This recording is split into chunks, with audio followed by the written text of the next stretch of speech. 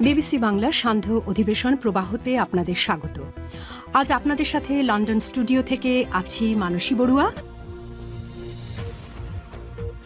বাংলাদেশের সর্বশেষ গুরুত্বপূর্ণ আপডেট সংবাদে আপনাকে স্বাগত। শুরুতেই সংবাদ শিরোনাম, পরে বিস্তারিত। প্রথমেই জানাবো আমাদের হাতে থাকা সর্বশেষ গুরুত্বপূর্ণ সবথেকে তাজা আপডেট সংবাদ।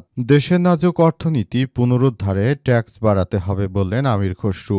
বাংলাদেশে যেভাবে অর্থনৈতিক সমস্যা চলছে, এতে করে প্রতিটি পণ্যের দাম বাড়িয়ে সরকার অতিরিক্ত ট্যাক্স আদায় করতে চায়, এমনটাই জানিয়েছেন অর্থমন্ত্রী আমির খসরু। তিনি বলেছেন, অর্থনীতিকে ভালো অবস্থানে নিয়ে যেতে হলে অবশ্যই আমাদেরকে ট্যাক্স বাড়িয়ে দিতে হবে জনগণের ঘাড়ে।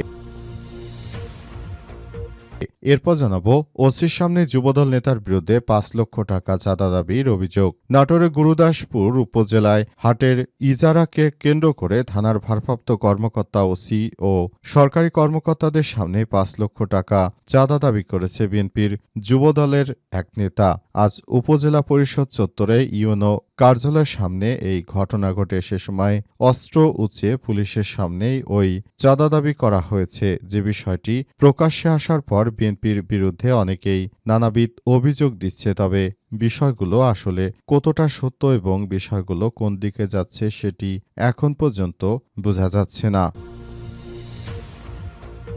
এবারে জানাবো, প্রতিমন্ত্রী জুনায়েদ সাকিকে গার্ড অব অনার দিতে গিয়ে খাদে পড়ল পুলিশের গাড়ি, আহত ৮। ব্রাহ্মণবাড়িয়ার বাঞ্ছারামপুরে অর্থ ও পরিকল্পনা প্রতিমন্ত্রী জুনায়েদ সাকিকে নিরাপত্তা ও গার্ড অব অনার দিতে যা পুলিশের একটি গাড়ি দুর্ঘটনার কবলে পড়েছে। এতে ৮ জন পুলিশ সদস্য গুরুতরভাবে আহত হয়েছে বলে জানা গেছে। এদিকে নির্বাচনে ভোট গণনাকালে বিএনপি কারচুপি করে ফলাফল পরিবর্তন করে দিয়েছে। জাতীয় নির্বাচনে ভোট গণনাকালে কারচুপি করে ফলাফল পরিবর্তন করা হয়েছে বলে অভিযোগ করেছেন বাংলাদেশ জামাত ইসলামের নায়েব আমির মুজিবুর রহমান। তিনি বলেছেন, ভোট গণনার সময় জাতিকে অন্ধকারে রেখে ফলাফল বদলে দেওয়া হয়েছে। এবারে নির্বাচন ইতিহাসে সব ওলট পালট করে দিয়েছে। এটা জাতি হিসেবে মেনে নেওয়া অত্যন্ত দুঃখজনক। এবং সর্বশেষ জানাবো, ফ্যামিলি কার্ডের উদ্বোধন ১০ই মার্চ বগুড়া যাবেন প্রধানমন্ত্রী। ফ্যামিলি কার্ড বিতরণ আনুষ্ঠানিকভাবে শুরু করতে যাচ্ছেন তারেক রহমান। বগুড়ায় গিয়ে তিনি ফ্যামিলি কার্ড দেবেন সবাইকে, এমনটাই জানানো হয়েছে। এবং বর্তমানে তারা ফ্যামিলি কার্ড দিয়ে মূলত আবারও নির্বাচনের পর তাদের প্রতিশ্রুতি রক্ষা করতে পারছেন। প্রিয় দর্শক, এতক্ষণ শুনছিলেন সংবাদ শিরোনাম, এবারে বিস্তারিত। তবে তার আগে বন্ধুরা, অনুরোধ থাকবে এই সংবাদটিতে একটি লাইক দিন। এই চ্যানেলে আপনি নতুন হয়ে থাকলে আমাদের সংবাদটি দেখতে দেখতে চ্যানেলটি সাবস্ক্রাইব করে রাখুন। কমেন্ট করে বন্ধুরা আপনার মূল্যবান মতামত জানিয়ে দিন। আপনি বিশ্বের কোন দেশ থেকে বা বাংলাদেশের কোন স্থান থেকে আমাদের সংবাদটি দেখছেন এবং শুনছেন। আর বন্ধুরা, সংবাদটা আপনার সোশ্যাল মিডিয়া ফেসবুকে শেয়ার করে বন্ধুদেরও দেখার সুযোগ করে দিন। গাজা যুদ্ধে আপনি যদি নিরীহ ফিলিস্তিনিদের ভালোবেসে থাকেন, কমেন্টে ইয়েস লিখে পুরো বিশ্বকে জানিয়ে দিন। এবারে বিস্তারিত।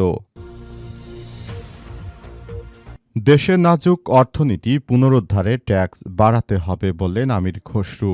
অর্থ পরিকল্পনা মন্ত্রী বিএনপির আমির খসরু চৌধুরী বলেছেন, দেশে যে নাজুক পরিস্থিতি, সেখান থেকে অর্থনীতিকে পুনরায় উদ্ধার করতে হলে আমাদেরকে ট্যাক্স বাড়াতে হবে। এর মাধ্যমে বিনিয়োগ বাড়াতে হবে। দেশে কর্মসংস্থান বাড়ানো সরকারের অগ্রাধিকার।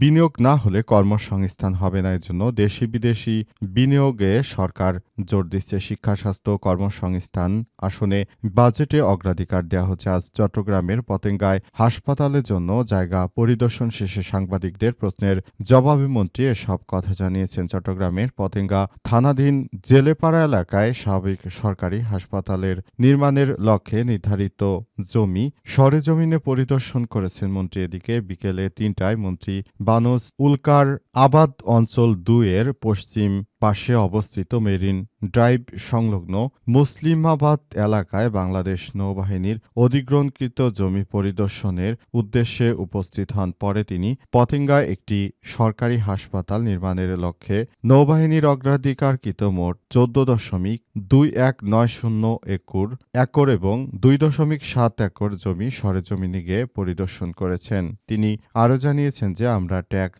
বাড়িয়ে দেব জনগণের ঘাড়ে, তা না হলে অর্থনীতি পুনরুদ্ধার করা হবে না। অর্থনীতিকে অবশ্যই পুনরুদ্ধার করতে হলে আমাদেরকে অতিরিক্ত ট্যাক্স আদায় করা ছাড়া কোনো বিকল্প নেই। এ সময় তার কাছে জিজ্ঞেস করা হয়েছিল যে আপনারা সরকারে আসলে শুনেছিলাম যে বিদেশ থেকে যে অবৈধভাবে মোবাইল ফোন আসে তার উপর ট্যাক্স তুলে দেওয়া হবে। এ ব্যাপারটি নিয়ে তাকে প্রশ্ন করা হলে তারা এ বিষয়টি ট্যাক্স উঠাবে না বলে নিশ্চিত করেছেন।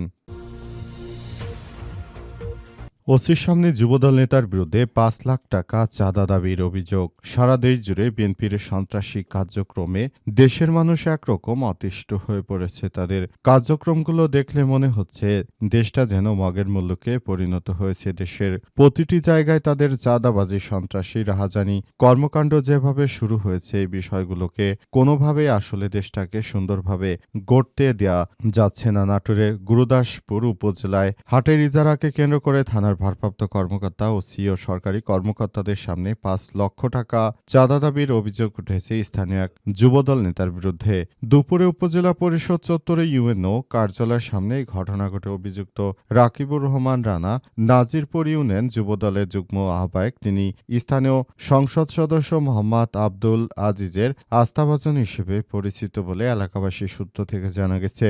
সংশ্লিষ্ট সূত্র থেকে জানা গেছে আগামী ১ বছরের জন্য চন্দ্রপুর তুলাধুনা হাটের ইজারা নিয়ে ওবায়দুল ইসলাম তোপো রাকিবুল রানা টেন্ডার জমা দেন। বৃহস্পতিবার দুপুরে প্রশাসনের সভাকক্ষে হাট বাজার ইজারা সংক্রান্ত আলোচনা সভা অনুষ্ঠিত হয়। সভায় ২১,৭১৩ টাকা চুক্তিমূল্যে তুলাধুনা বাজারের ইজারা পান ওবায়দুল ইসলাম তোপু। এই ঘটনার পরই বিএনপির যুবদল নেতা তার কাছে আগে থাকতে ৫ লক্ষ টাকার চাঁদা দাবি করেছেন। সেখানে পুলিশের সদস্যরা উপস্থিত থাকার পরে এমন ঘটনা দেশের জন্য সত্যি লজ্জার। প্রতিমন্ত্রী জোনায়েদ সাকিকে গার্ড অব অনার দিতে গিয়ে খাদে পড়ল পুলিশের গাড়ি, আহত ৮। ব্রাহ্মণবাড়িয়ার বাঞ্ছারামপুরে অর্থ ও পরিকল্পনা প্রতিমন্ত্রী জোনায়েদ সাকিকে নিরাপত্তা ও গার্ড অব অনার দিতে যাওয়া পুলিশের একটি গাড়ি দুর্ঘটনার কবলে পড়ে গেছে। এতে অন্তত ৮ জন পুলিশ সদস্য আহত হয়েছে। আজ বাঞ্ছারামপুর উপজেলার ৬ ফুল্লাকান্দি ইউনিয়নের ভেলানগর এলাকায় এই ঘটনা ঘটে। আহতরা হলেন এসআই নিজাম, কনস্টেবল জহির রায়হান, আব্দুল সালাম, মাইনুল হাসান, শরীফ উদ্দিন, মেহেদি হাসান এবং নায়েব জুয়েল মিয়া। ব্রাহ্মণবাড়িয়া অতিরিক্ত পুলিশ সুপার নবীনগরের সার্কেল পিয়াস বসাক জানিয়েছেন, আজ জেলা পুলিশ লাইন্স থেকে পুলিশের সদস্যরা একটি গাড়ি প্রতিমন্ত্রী জোনায়েদ সাকিকে নিরাপত্তা গার্ড অব অনার দিতে বাঞ্ছারামপুরের উদ্দেশ্যে রওনা হয়। পথিমধ্যে গাড়িটি নিয়ন্ত্রণ হারিয়ে তারপর খাদে পড়ে গেছে। এই ঘটনার পর পরিস্থিতি এখন থমথমে অবস্থা বিরাজ করছে বলে পুলিশের ওই সদস্যরা নিশ্চিত করেছে। তবে এই ঘটনায় কেউ নিহত হননি বলে পুলিশের সদস্যরা নিশ্চিত করেছে। পুলিশের সদস্যরা জানিয়েছে যে এই ধরনের অনাকাঙ্ক্ষিত ঘটনাগুলো ঘটার জন্য পুলিশের সদস্যরা মোটেও প্রস্তুত ছিল না। তারা প্রতিমন্ত্রীকে গার্ড অব অনার দিতে গিয়ে এই ধরনের একটি অ্যাক্সিডেন্টের শিকার হয়েছে এবং তারা বর্তমানে খুব আহত অবস্থানে রয়েছে। নির্বাচনে ভোট গণনাকালে কারচুপি করে ফলাফল পরিবর্তন করা হয়েছে।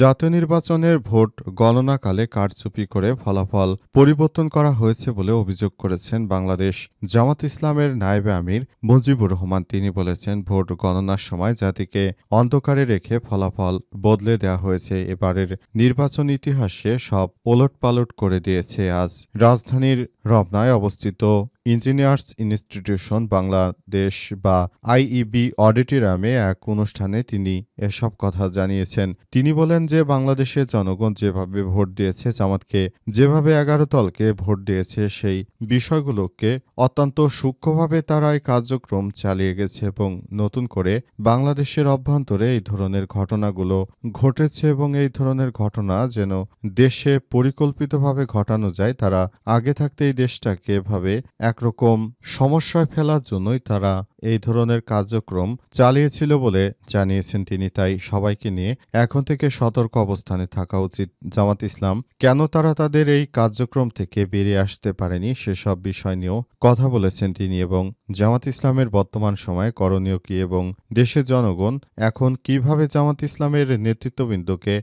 ভরসা করে আগামীর জাতীয় সংসদ নির্বাচনেও তাদেরকে ভোট দেবে সেই প্রত্যাশার কথাও জানানো হয়েছে এবং মূল বিষয়গুলো আসলে কিভাবে করা হবে সেসব বিষয়গুলো সামনে আসতে শুরু করেছে, সেগুলো সব ঠিকঠাক করা হবে।